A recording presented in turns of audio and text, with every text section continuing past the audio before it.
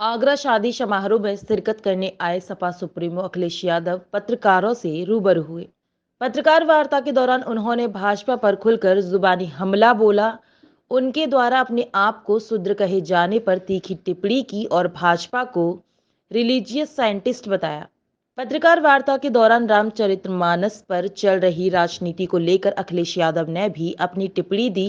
उनका कहना था, रामचरितमानस से कोई शिकायत नहीं है, वह भगवान राम को मानते हैं और रोज सुबह उठकर भजन भी सुनते हैं, लेकिन जो गलत है वो गलत है।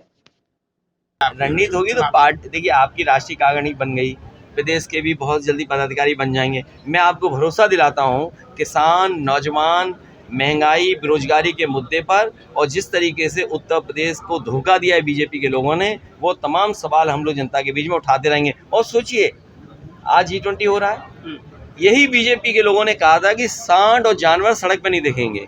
प्रधानमंत्री जी ने कहा कोई दिन नहीं जाता जिससे सांड से जान न चली जाए। और मैंने तो सुना है कि कई 100 करोड़ रुपए खर्च कर करके यहाँ जानवरों को नसबंदी कर रहे हैं। बताइए, नसबंदी कर रहे हैं ये लोग। जिन जानवरों की रक्षा करनी चाहिए थी, हनुमान जी हम देखते हैं, बंदरों में हम हनुमान जी देखते हैं, बताओ उनकी नसबंदी कर रही बीजेपी के लोगों को। इसीलिए मैंने कहा ये रिलीजियस साइंटिस्ट हैं। ये रिलीजियस साइंटिस्ट ऐसे हैं, ऐसे एक्सपेरिमेंट करते हैं, खुद बुराई करें तो कुछ नहीं, अगर कोई दूसरा कुछ कह देगा तो उस पर आरोप लगा देंगे। ये sir, all India Muslim personal board कह रहा है कि किसी भी धार्मिक ग्रंथ का अपमान नहीं होना चाहिए। आज मैं मुस्लिम भाइयों का धन्यवाद देता हूं, और यही समाजवादियों की हमेशा सोच रही है, और यही भारतीय संस्कृति है, यही भारतीय परंपरा है कि हमने हर एक को एक्सेप्ट किया है, हम किसी को अपमानित नहीं कर रहे हैं। इसीलिए मैंने कहा कि भगवान विष्णु से लेकर के जितने भगवान हैं अवतार, उन सब का हम लोग मानते हैं, उन सब का सम्मान करते हैं, जितने भी ग्रंथ हैं उन सब का मानते हैं। लेकिन कुछ चीज़ों के लिए हमने मुख्यमंत्री जी को छोड़ दिया है, बीजेपी को छोड़ दिया है, वो एक्सप्लेन कर दें, हमसे कोई सवाल नहीं पूछेंगे। हिंदुत्व वर्सेस जातीय पॉलिटिक्स क्या दिखते हैं? नहीं, देखो ये मत बोला करो, नहीं सर, इसको इस तरह की भाषा नहीं बोला करते। नहीं, ये आप लोगों को नहीं लिखना चाहिए। ये संविधान हमारा धर्म है, संविधान। और बाबा भीमराव अम्बेडकर जी ने कोशिश की जाति खत्म हो जाए, डॉक्टर राममनोहर लोहिया जी ने कोशिश की जातियाँ खत्म हो जाएं, नेताजी कोशिश करते रहे कि जातियों का भेदभाव नहीं हो। लेकिन कुछ चीज़ें, सच्चाइयाँ स्वीकार करनी पड़ेंगी। मैं आज अगर किसी जाति का हूँ, मैं अपने बेटे को दूसरी जाति का नहीं बना सकता, ये सच्चाई स्वीकार करनी पड़ेगी। इसीलिए मैंने कहा कुछ सवाल बीजेपी के रिलीजियस साइंटिस्ट हैं उन पर छोड़ दीजिए। जो रिलीजियस साइंटिस्ट हैं वो बताएंगे कि शूद्र कौन है, वो डिफाइन करेंगे। कम से कम हम हैं पढ़े लिखे, हमारे साथ बहुत सारे लोग पढ़े लिखे लोग हैं, वो भी जानना चाहेंगे। शूद्र के बयान पर आपके लखनऊ कार्यालय के बाहर एक पोस्टर भी लग गया कि गर्व से कहते हैं हम शूद्र। नहीं, वो एक सवाल, देखिए ऐसे तो भारतीय जनता पार्टी ने दूसरे दल की नेता को आगे कर दिया कि जाइए आप कहिए जाके कुछ बात। तो बीजेपी से बचो, बीजेपी बहुत क्या बोलेंगे उसको, चमत्कारी, मायावी, कब क्या कर दे पता ही नहीं। शुभारंभ करेंगे। आपने कहा कि तो उनसे पूछिए कि ये प्रोजेक्ट किसने दिया था। और आप तो जागरूक और पत्रकार समझदार लोग हैं, आप तो फाइल के कागज़ को जानते होंगे। यहीं एडीए है, यहीं डीएम है, यहीं कमिश्नर हैं। आप इनसे पूछिए आगरा को आखिरकार किसने दी थी, किसने इस प्रोजेक्ट को आगे सेंक्शन कराया था, किसने सबसे पहले बजट दिया था, किसने ये पूरी लाइनों का अलाइनमेंट तय किया था।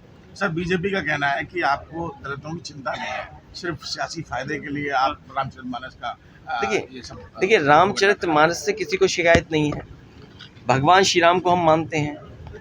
मैं आज भी, योगी जी शायद मुख्यमंत्री होकर के भजन नहीं सुन पाते होंगे क्योंकि वो व्यस्त हैं, उन्हें तो सब वचन याद होंगे क्योंकि वो उस संस्था, उस परंपरा से आ रहे हैं जहाँ भजन होता है, भजन उन्होंने पहले से सुने होंगे। मैं आज भी 1 घंटा भजन सुबह सुनता हूँ। और ये बात आज मैं आपसे कह रहा हूँ, ये नहीं, कोविड के समय पर एक पत्रकार ने जब मुझसे इंटरव्यू लिया था तो उन्होंने पूछा कि लॉकडाउन के समय क्या कर रहे हो, तो मैंने कहा कि मैं पंडित जसराज और तमाम जो हमारे लोग हैं उनके मैं भजन सुनता हूँ। तो रामचरितमानस से शिकायत नहीं, जो गलत है वो गलत है। देखिए जो गलत है वो गलत है। इसीलिए मैंने कहा कि मैं उन परिभाषाओं को अच्छी तरह परिभाषित नहीं कर सकता। मुख्यमंत्री जी हैं, संविधान की उन्होंने शपथ ली है, और दूसरा वो योगी हैं, तीसरा उस संस्था से, उस पीढ़ से आते हैं जहाँ पर वो परंपरा को आगे बढ़ाने हैं। तो मैंने यही कहा कि मैं जब तक मुख्यमंत्री जी से ये जान नहीं पाऊंगा शूद्र क्या है, तब तक मैं आप टिप्पणी क्या कर दूं।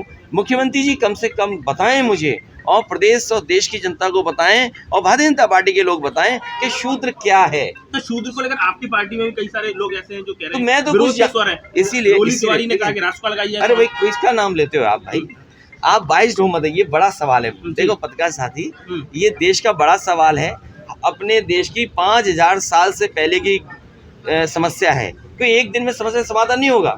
अगर आप महाभारत पढ़ोगे, दानवीर कर्ण के सामने क्या क्या फेस किया था उसने। मैं तो कहूँगा पत्रकार साथियों, मुख्यमंत्री जी आ रहे हैं, अगर आप में से कोई मैं उतना पढ़ा लिखा नहीं हूँ शायद, आप रामधारी सिंह दिनकर जी की जो किताब है कर्ण की के बारे में जो लिखा है उन्होंने, किस तरह उसे अपमानित होना पड़ा है शूद्र के सवाल पर, वो युद्ध करना चाहता था, या वो कर्ण जब अपने कई जगह जाना चाहता था कार्यक्रमों में, समारोह में, तो उसे कितना अपमानित होना पड़ा था।